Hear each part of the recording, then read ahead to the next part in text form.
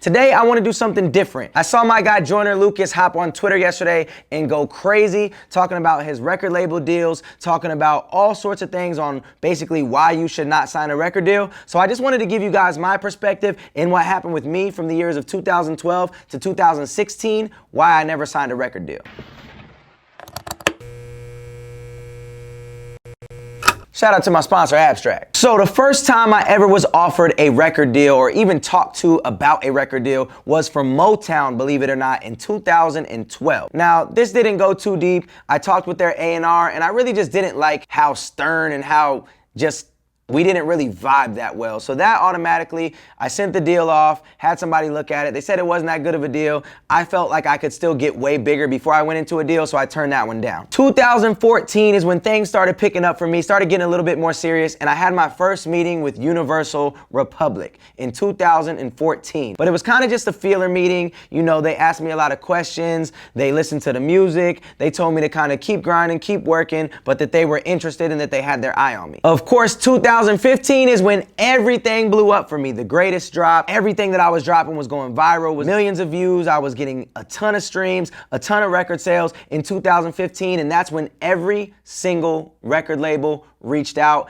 and I took meetings with all of them. So since I had met with Universal Republic before, I wanted to take the meeting with Atlantic. And when I met with Atlantic, I went to the owner's house. We played basketball on his roof. He was a mad cool dude. Sent me to the office, which was much more urban than the Universal office. And for my music and for my brand, I wasn't necessarily an urban artist, but it seemed like this was the direction that they wanted me to go. The first couple things that they pitched to me were doing songs with Waka Flocka and with Wale and a couple other artists that I had no interest in really doing songs with at the time because it didn't fit my brand at all. So for those reasons, I was like, I don't think Atlantic is really the place for me because they don't understand what I want to do. Now, they never offered me a deal, but just from the conversations and from the vibes, I decided that I didn't want to continue those meetings. I didn't really enjoy my communications with the staff, and I wanted to go ahead and entertain some of the other labels. After that, I went back to Universal Republic, and I loved the team of people that I was talking to there. I had a really dope A&R that I worked with. I had a chick that was like the VP at the time,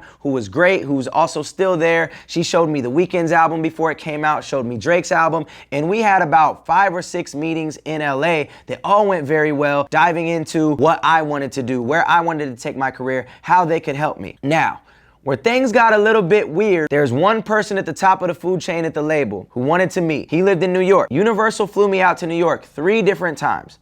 And each time I went there, he never showed up. He was too busy to make it to my meeting because he was doing other stuff. So for me, this was a giant red flag. I'm like, how am I going to go sign to a label that's blowing me off before they even have me under contract? Because if they have me under contract, they could blow me off as much as they want to, and I'm under contract, so I can't go anywhere, so why would it matter? So the fact that he was blowing me off when he should have been courting me at the time to get me to sign was a huge red flag. Red flag number 1. Then the A&R that I was really, really close with at the time, he left and went to a different record label. And one thing that big artists will tell you is if you don't have a solid team of people that love you at the label, you're gonna get put on the shelf, you're gonna get put on the back burner because those people aren't pushing the needle for you. The fact that my main guy that I was having meetings with all the time, hanging out with outside of just the regular meetings at Universal left, that made me a little bit skeptical on if they would really rock with me or if they would put me on the shelf. So I dropped my album, The Rise, during this time. The Rise did great. The Rise did extreme numbers from me, way bigger than anything I had ever put out before.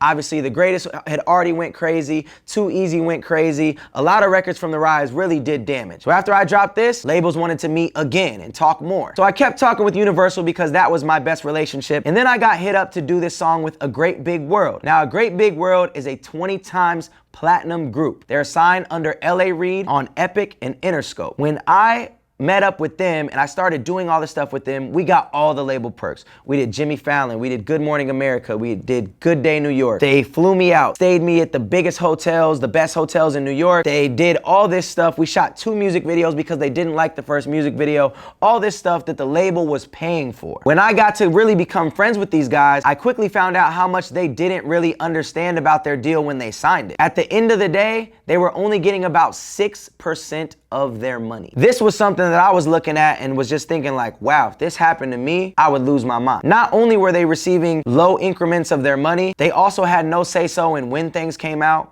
how things came out, or how their budget was being spent. I'm sitting there in New York after we have a long conversation. I just met with L.A. Reid, did Jimmy Fallon, did Good Morning New York, all these different TV shows. And I'm just thinking to myself, this album better do really well for them, because on me alone, they had paid me to be on the song. They had paid for my flights. They had paid for my hotel, shot a music video that's budget was $80,000 for the first music video, and they completely scrapped it. Didn't use it at all.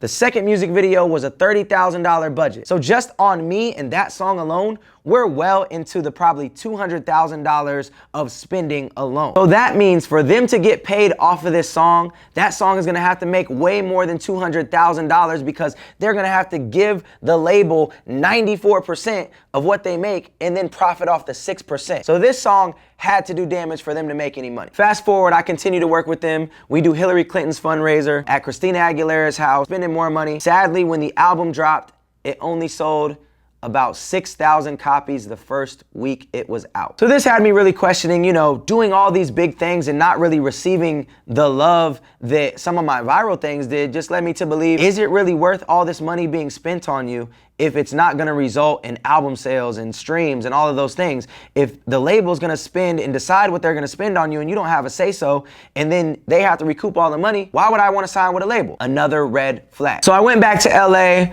I was cool with a lot of different songwriters. I was cool with a lot of different artists in LA, obviously. And one of my homies, I won't say his name, but he wrote the breakout song of his life. I remember he hit me up. He's thinking this song is gonna go crazy. This is gonna be the one for me. The record label loves it. Couple weeks go by, nothing happens with it. Month goes by, nothing happens with it. Another month goes by. Chris Brown heard the record. Chris Brown loved the record, and the label gave the record to Chris Brown. Chris Brown released the song. It's a giant hit. Once again, I'm just thinking, if this happened to me, I would be sick. I would be livid. I'd be on some NWA shit. I'd be running to the label, fucking shit up. When that happened, I was like, man, this couldn't be me. The label obviously gave him writer's credit and he got paid as a writer, but that artist that I'm speaking about still has never blown up to this day, and that was his song. The last thing that happened that solidified the fact that I did not want to sign was my album and Ray Srimmerd's album dropped around the same time. And Ray Srimmerd's album only sold 2,000 more copies than mine. Now obviously 2,000 is a lot of copies, that's good, but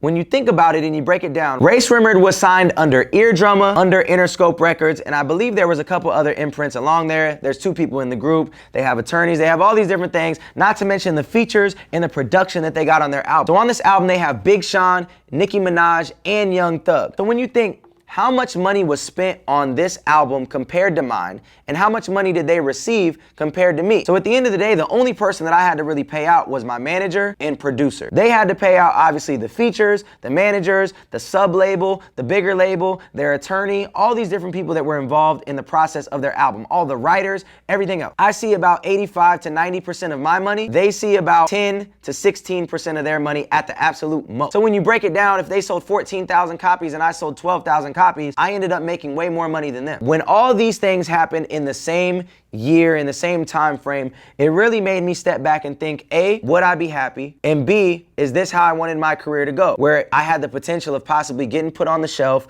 I had the potential of selling more copies but making less money. I didn't have control. My budget wasn't being spent the way that I wanted it to. I wasn't able to just drop things when I wanted to drop things.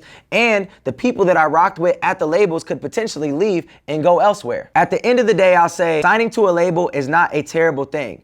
If you are going to sign, you should do it when you have leverage, like I did. You should do it when you're at the point where you have a big buzz around you, or you have great people in your corner that can get you a great deal. If that's not the case, do not jump the gun and sign the dotted line just because you want an advance, or you think that you want to be the most famous artist in the world, because 9 times out of 10, it doesn't pan out that way. For more videos and education, make sure you visit our YouTube, make sure you visit our Instagram, make sure you visit our site, IndieAmplify.com. We are here to help you as independent artists grow, progress, and be the best artist that you can possibly be. It's your boy Futuristic, over and out. Sheesh. Yeah. Hey.